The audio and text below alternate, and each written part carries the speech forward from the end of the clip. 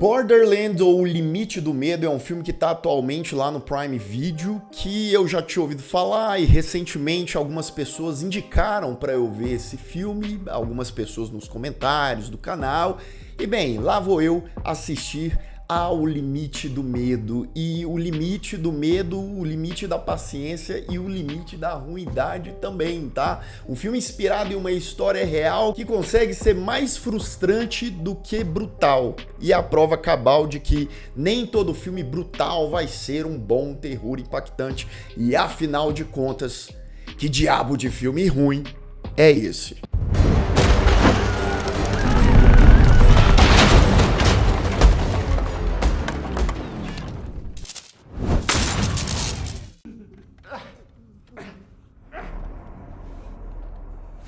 Sejam todos muito bem-vindos a mais um Refúgio Cult, meus amigos. Hoje a gente falar sobre Borderland, ou como veio aqui pro Brasil, O Limite do Medo, um filme de 2007 que pega uma vibe meio albergue, meio de torture porn daquela época mais pro início dos anos 2000 e que se baseia bem livremente mesmo na história do Mark Kilroy, um jovem lá dos Estados Unidos que foi pro México e coisas sinistras, né, aconteceram no caso real. E aqui no filme nós temos três jovens, não apenas um, três jovens na época de faculdade e tal. Os americanos falam assim, não, vamos lá pro México, vamos farrear, vamos tomar todas, vamos ficar malucão, e assim eles fazem. Tava tudo muito bom, tudo muito bem, mas quando um deles desaparece, quando um deles é capturado, aí é desespero e terror, né? Eles falam, cadê nosso amigo?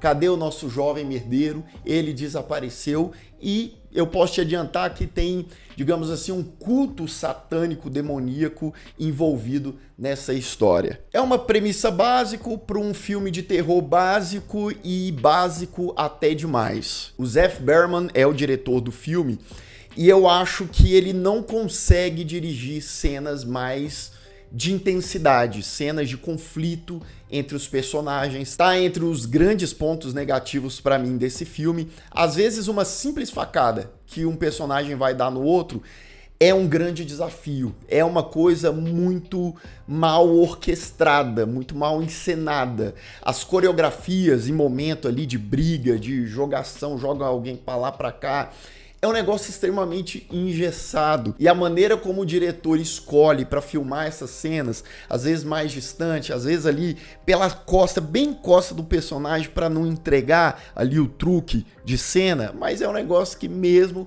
com todo esse desafio ele não consegue disfarçar a simulação que eles estão fazendo ali. Isso tira a gente da imersão do filme, tira a gente da experiência e acaba se tornando ali, né? Tem muito a vibe de filme B, porque é um filme B, é um filme com um orçamento mais reduzido, a gente sabe disso. Mas vai por mim, isso não é desculpa pro filme ser grosseiro nesses momentos assim, né? Então, por exemplo, você vai ter momentos de perseguição de um personagem com outro, de agitação do personagem ou outro, e aí o que o diretor aqui faz? Ele vai tremer a tela no nível que você não vai nem entender o que está se passando na tela. A gente sabe que vários, principalmente nessa época, né? Nós estamos falando de um filme de 2007, mas tem vários e vários filmes nessa época. Tem os filmes do Jason Bourne lá, que a ação era muito pautada também por essa câmera tremida. Mas até na tremelância da câmera, você tem que ter um certo domínio, porque se você fazer demais, você acaba dando ali uma convulsão no seu público. Eu acho que a fotografia do filme, a estética do filme, ela não é um problema, porque ela tem muito essa estética mais nebulosa, mais até suja, aquele aspecto ali, né? Esses diretores, quando você vai botar um negócio no México, qual é a cor que prevalece? É o amarelão, e aqui em vários momentos você tem um amarelão. O grande problema para mim do filme é em alguns pontos específicos, quando ele tenta jogar um filtro ali para dar uma sensação, por exemplo, os personagens usaram um negócio para ficar doidão, então a gente vai tacar um filtro que eles vão se movimentar como se eles estivessem ali, não é nem, é uma câmera lenta com um negócio, enfim, é uma bagunça que sinceramente só deixa tosco, só deixa brega. Inclusive, o Sean Astin, que faz o Sam do Senhor dos Anéis, você tá lembrando? Pois é, ele tá nesse filme aqui. Pois é, ele tá nessa pedrada e eu te digo que ele é uma das melhores coisas desse filme, tá? A gente vai catando uma coisinha ali, outra que se salva. E porque, primeiro, tá? É interessante a gente ver como esse papel destoa de papéis que a gente vê com esse ator frequentemente, e ele traz um jeitão mais grotescão, um jeitão vilanesco ali, que pro contexto do filme funciona. Ou não sei se muita coisa e o elenco é fraco, que o cara é um pouquinho melhor e ele acaba naturalmente se destacando. E é interessante como, por exemplo, a gente pegar esse filme, né, que ele se passa no México, ele tem essa vibe meio até Massacre da Serra Elétrica misturado com o Albergue, e aí você tem coisas demoníacas, rituais, gente capturada, morte, violência, mas tudo isso jogado em tela em uma fórmula que parece que não existe confiança na execução dessa história. Ela se torna extremamente genérica ou ela se torna confusa em relação ao que você quer fazer com aquele filme de terror. Até porque existem várias limitações ali e através do que aparentemente pode ser brutal, não consegue trazer algo realmente impactante. Apesar de o objetivo é sempre esse. Mas pela má execução, pela falta de energia ali naquelas cenas, nas coreografias, no gore, é o que fez de Borderland, ou No Limite do Medo, pra mim, um filme bem fraco, tá? Eu dou uma nota 4 pra ele. Um filme que, no fim das contas, se parece com tantos outros e consegue fazer de forma bem piorada o que a maioria desses filmes já trouxe pra gente. Atenção! Aviso de spoiler. A partir de agora, continue por sua conta e risco.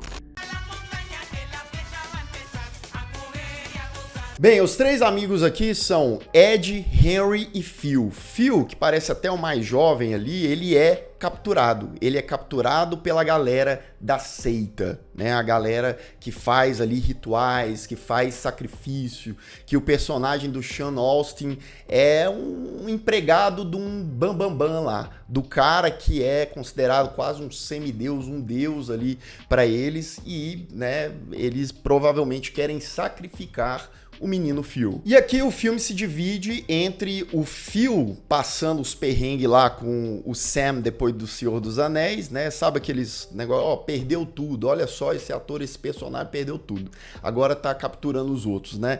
E os amigos dele procurando ele lá. O Ed tá apaixonado pela Valéria, que é uma barman que ajuda eles e coisa e tal. O menino Phil, que tá preso, tenta fugir uma certa hora e um dos integrantes da seita lá com o seu cavalo, tal qual um cowboy, né, laça o Phil e pega ele. E aí o que acontece? Tem um policial, o Ulisses, né, que ele aparece na primeira cena, que ele já encarou ali esse culto, que o parceiro dele na época foi morto, né, cerca de 1 ano antes, e o cara ficou traumatizado, negócio da vingança, e ele sabe onde é, né, esse lugar onde eles supostamente vão fazer esse sacrifício do Phil. E ele se junta, né, ao Ed, Henry e Valéria. E quanto mais eles investigam, né, mais a galera vai rodando. Por exemplo, o Henry toma um tiro de raspão no pescoço e quase morre. Uma prima da Valéria lá aparece morta, toda esbagaçada numa cama. O próprio Henry, que já tinha tomado um tiro de raspão, depois é perseguido por vários membros da seita, inclusive o Careca. Sempre tem que ter um careca com cara de maluco nesse tipo de filme, né? E eles se unem para matar ele de forma brutal ali, né? São vários facões e a galera com os facões mesmo vai 1, 5, 30, 40 até o coitado virar purê de beterraba. Esse é um tipo de cena que a direção, né, a forma esquisita, engolindo os personagens ali que vai mostrando e é bagunçada, a montagem também não ajuda, que o impacto da cena, você vê que é uma cena muito violenta e tal, mas ela é reduzida, ela fica estranha, sabe? Porque eles até mostram o que tá acontecendo, mas como mostra o ângulo e vários cortes e uma bagunça toda, isso é diminuído, amenizado de uma maneira negativa. Bem, o ritual está para acontecer. O líder lá, o tal do Cintilan, juntamente da esposa dele, pessoal, todo tatuado, não sei o que, cata um fio, corta o cabelo do fio, tá todo lascado. Ele pega uma machadinha, esse líder da seita, e dá ali, ó, no calcanharzinho do rapaz. E pelo discurso ali do Cintilan, desse líder da seita, ele quer poder. Ele quer poder, ele quer invisibilidade para eles venderem lá as drogas, os negócios deles. E bem, o menino Phil tem um destino nada agradável, né? Depois de perder ali o cabelo, depois de lascarem o calcanhar dele, o líder lá da seita arranca a língua dele fora com a própria boca dele e para finalizar penduram ele e acabam arrancando sua cabeça. Ed, Valéria e Ulisses, o policial, né, chegam um pouco tarde, invadem lá o lugar, o policial consegue a vingança dele, ele encontra o Cintilan, o líder lá, na banheira de boa, e ele com a arma não perde tempo, já mata o cara na hora. Não sem antes o policial tomar uns tiros, ficou lascado, os três precisam sair correndo de lá, né? É tarde demais pro Phil, porque eles veem a cabeça dele ali, eu acho que ele está morto, né? Provavelmente, saem fugido, o Ulisses acaba morrendo, eles se escondem ali, né? Os sobreviventes, o Ed e a Valéria na casa de um senhor, mas assim, pouquíssimo tempo depois, a galera da seita já tá lá, já aparece, e é uma sucessão de cenas mal coreografadas e estranhas, do pessoal caindo na porrada. É um negócio que beira o amadorismo, se não for um amadorismo, tá? Por conta de quão engessado. E é engraçado que eles tentam dar uma melhoradinha, colocando uns efeitos sonoros no fundo, que é um negócio grosseiro que dá pra perceber. Não é que, Lucas, você tá sendo muito chato, mas assim, sinceramente, existem filmes com esse mesmo escopo, com esse mesmo orçamento, que mais uma vez é uma questão de você direcionar melhor essas situações. O careca demoníaco ia matar o Ed, a Valéria ajuda o Ed, salva o Ed matando o careca, e depois Valéria tá lutando ali com o nosso Sam do Senhor dos Anéis, não é? O Sam, covardezinho você, hein? Pois é, o Ed aí retribui o favor que a Valéria tinha salvo ele antes matando o careca. Agora ele mata o nosso Sam, transformando ele ali em um purê de beterraba mais destruído do que o anel. O filme explica, ele finaliza, né, não mostrando, mas falando ali com as letras antes dos créditos subirem, que a polícia confiscou grandes quantidades de pó, não sei o que tava com cabelo humano, que um cara da seita foi preso, dizendo que o poder que eles convocaram lá deixaram ele invisível, pelo visto não tanto, né, porque ele foi capturado pela polícia, preso. Mais de 50 corpos foram achados lá naquela fazenda, no lugar do ritual. Ed e Valéria, né, foram achados pela polícia, interrogados, e que a seita muito provavelmente ainda estava por aí. Esse aparentemente é o limite do medo, e o meu medo é ver filme de terror não muito bom, tá? Esse talvez seja o meu limite, e aqui ele foi ultrapassado. É sempre aquilo, né? A gente vai com o coração aberto e tal, mas nem sempre a experiência é positiva, porque não precisa ser 880.